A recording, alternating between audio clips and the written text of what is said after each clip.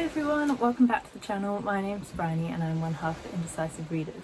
Before I start this video, I would like to point out that there is a lot of stuff going on in America in regards to race and riots, and it's important to address. If you are like me and are in the UK and you feel a bit powerless, I'm going to link in my description a website that has a link to a lot of petitions and places you can donate. So you can at least sign those, because like me, sometimes that feels like the only thing you can do.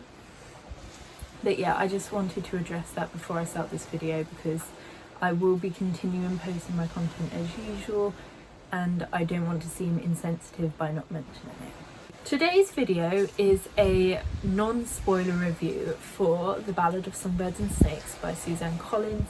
This is the prequel to The Hunger Games, and The Hunger Games is a book about a death tournament called The Hunger Games, where every year 24 tributes from the 12 districts across Panem get chosen randomly from a reap-in and have to go to the capital, where they basically go in this game and fight to the death, and only one of them will survive.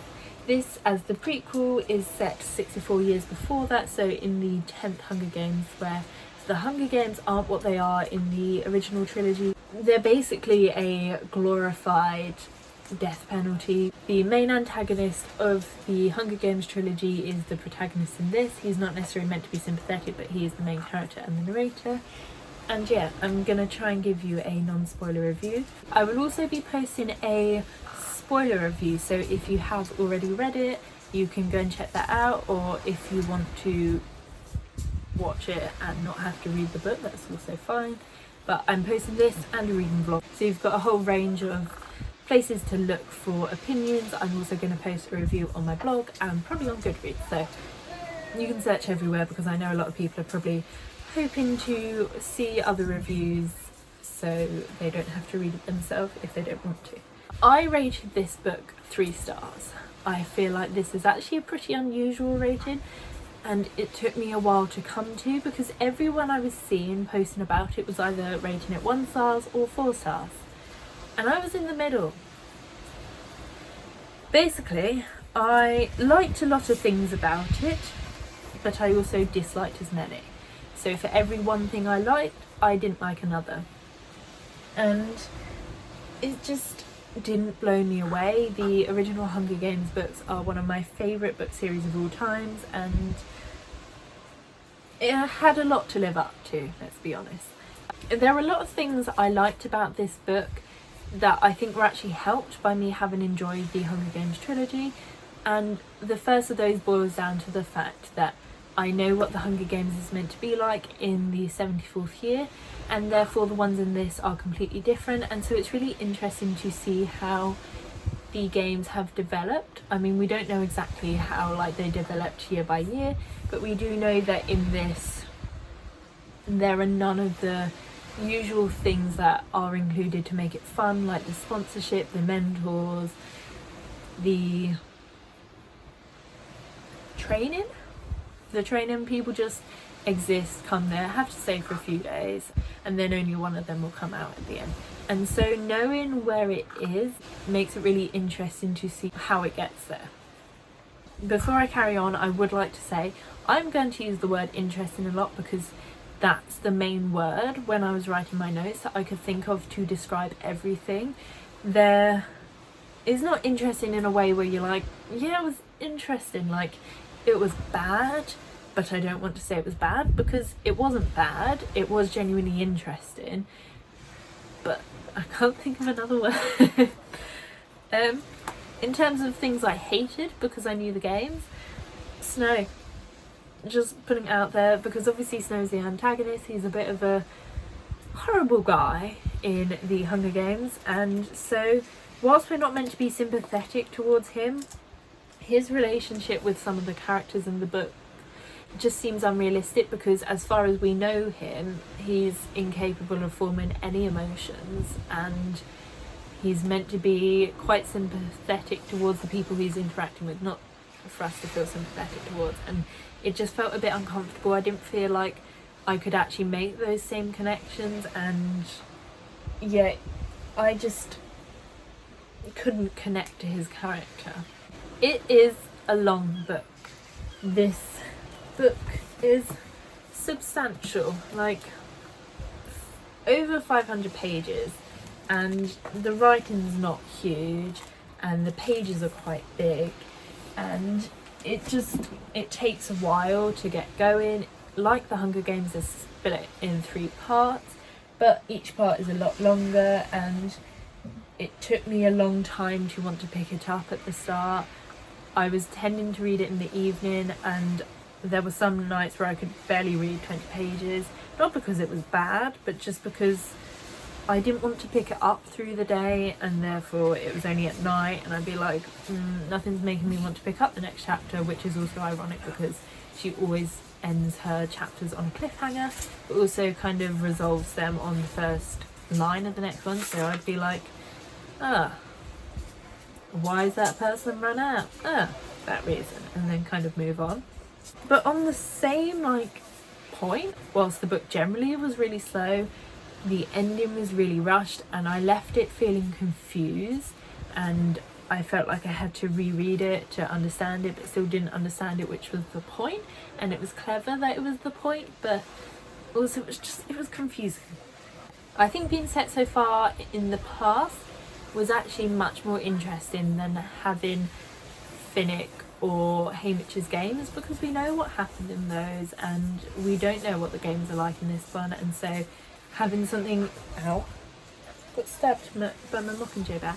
Having something so different made it much more interesting to read about. Like, we weren't just reading the same plot, the same games, just with different characters. It was a completely different world then. I should address the fact that it's windy and you can probably hear the sea, and now people cackling on the beach, but that's because I'm sat in the beach hut, so I should be sheltered from the wind, but it is really windy and it's making the waves really loud, and sound from the beach just travels up, and it might make these videos really hard. I think how the games in this book were handled towards the end was really interesting, because I don't know how to say it without being spoilery, but I think it's handled really well, and I think the questions it left, although it was really frustrating that it was so confusing, completely made sense with the narrative and made it more interesting to look back on, having known what we know from the Hunger Games. And the characters in this, other than Snow, were also really interesting. You had a lot of kind of scummy capital people that were just like, yeah, we're better than the districts because we've got money. But also there are a couple of more interesting ones. Sejanus, who is one of Snow's best friends, is actually from the districts originally. He's from District 2, so even that, he's like quite a well-off district, but he now lives in the capital and has lived in the capital for at least half his life, but he still feels this loyalty to the districts. And so I think his character, especially being so close to Snow, makes the interactions gives you more variety to the interactions, and means it's not just him hating on the districts all the time. Also, Lucy Gray, Snow's tribute, is cute, and I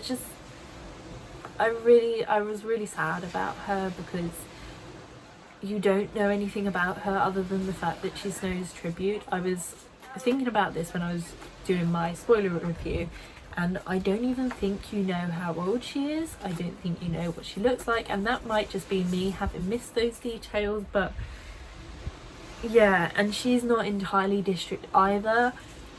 I can't quite explain why, because it might be a bit spoilery, but she again is an interesting character because she doesn't feel a loyalty to any district, but also she's cute because she writes all the songs and she does the ballad, and she's a songbird. And I think having her as his mentee tribute in the games, and then seeing Katniss, makes Snow's hatred of Katniss more, not justified, but again interesting, because you know what other girls in that situation have meant to him, and therefore Katniss is more of like a stab in the heart if Snow still has a heart.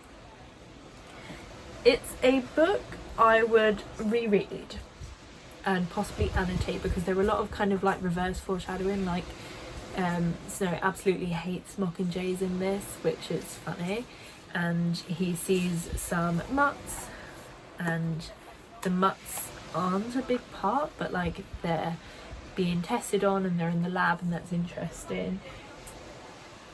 I don't know if I would hate or love it more if I'd not read The Hunger Games. I think a lot of the things that stuck with me wouldn't have made so much sense, but also I wouldn't have hated so many bits if I hadn't read them, so I don't know.